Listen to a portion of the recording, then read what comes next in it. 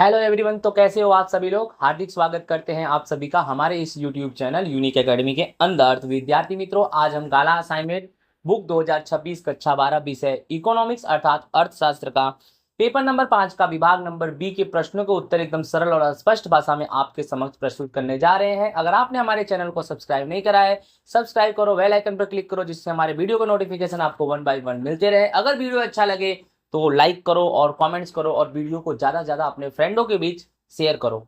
आपका विकास ही हमारा लक्ष्य है। पेपर नंबर 5 विभाग बी, प्रश्नों के उत्तर एक वाक्य में लिखना है। वृत्तांश आकृति अर्थात क्या, यह किस प्रकार की जानकारी के लिए बनाया जाता है। अर्थ, वृत्तांश आकृति अर्थात वृत्त का अंश यानी वृत्त का हिस्सा या वृत्त का भाग। एक वृत्त को एक समष्टि मान लिया जाता है, यानी किसी एक वृत्त को एक समष्टि मान लेंगे और उस जानकारी को वृत्त के भाग में करके दर्शाएंगे तो उसे वृत्तांश आकृति कहेंगे। मतलब किसी एक वृत्त को एक समष्टि मानेंगे और उस समष्टि के आधार पर वृत्त में जो भी दर्शाएंगे, ठीक है, वही वृत्तांश आकृति है। जिस जानकारी के लिए विभाजित स्तंभ आकृति द्वारा बनाई जाती है उसी प्रकार की जानकारी के लिए वृत्तांश आकृति भी बनाई जाती है। जिस प्रकार की जानकारी के लिए विभाजित स्तंभ अर्थात ऐसी कोई जानकारी जिस जानकारी से आप विभाजित स्तंभ आकृति बनाते हो, वही जानकारी यानी जिस जानकारी से विभाजित स्तंभ आकृति बनती है उसी प्रकार की जानकारी से वृत्तांश आकृति भी बनाई जाती है। ठीक है, नेक्स्ट क्वेश्चन है, अपेक्षित आयु अर्थात क्या, यह क्या दर्शाता है।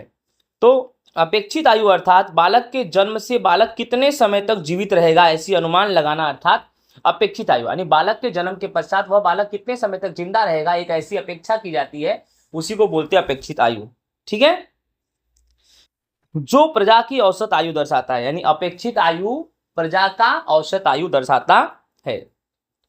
आरटीजीएस और एसएलआर का पूरा नाम, तो RTGS real time gross settlement and SLR क्या लिखा है, सेटलिटी लिक्विडिटी रेशियो, राइट ना।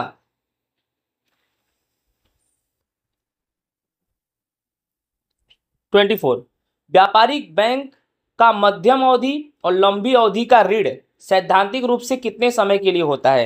तो व्यापारिक बैंक का मध्यम अवधि का ऋण 1 से 5 वर्ष तक का होता है और दीर्घकालीन यानी लंबी अवधि का ऋण 5 से 15 वर्ष तक, यानी अल्पकालीन लोन और दीर्घकालीन लोन। अल्पकालीन में क्या आएगा 1 से 5 और दीर्घकालीन में आएगा 5 से 15।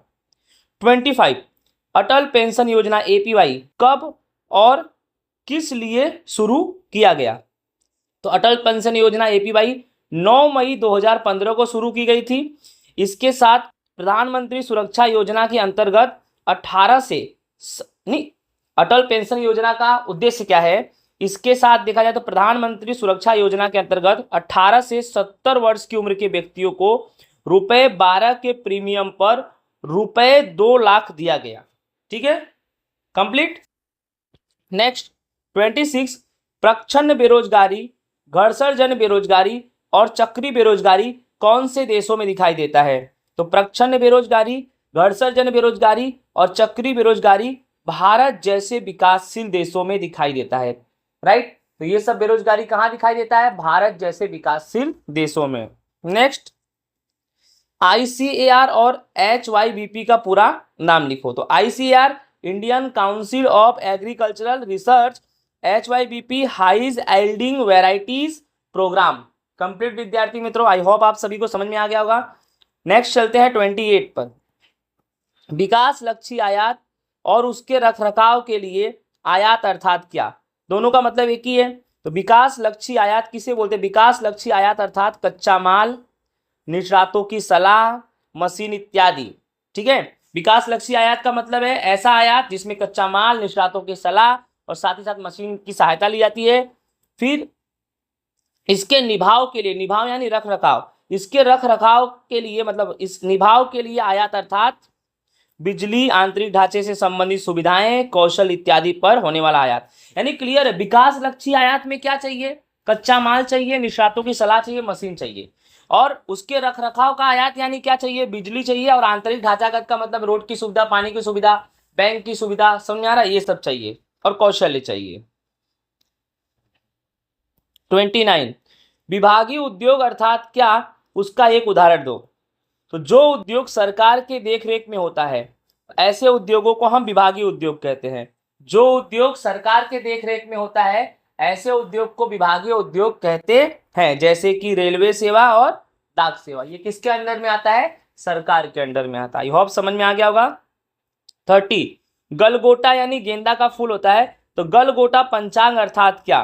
तो गलगोटा यानी गेंदा का फूल यानी पंचांग अर्थात पौधों के 5 मुख्य अंग जिसका औषधि की तरह उपयोग किया जाता है। तो गलगोटा अर्थात गेंदा का फूल, यह एक ऐसा फूल है, राइट, यह एक ऐसे पौधे का फूल है जिसके 5 मुख्य अंग है और उनका औषधि की तरह उपयोग किया जाता है, जैसे कि इसका जड़, इसका तना, इसकी पत्ती, इसका फूल और इसका फल।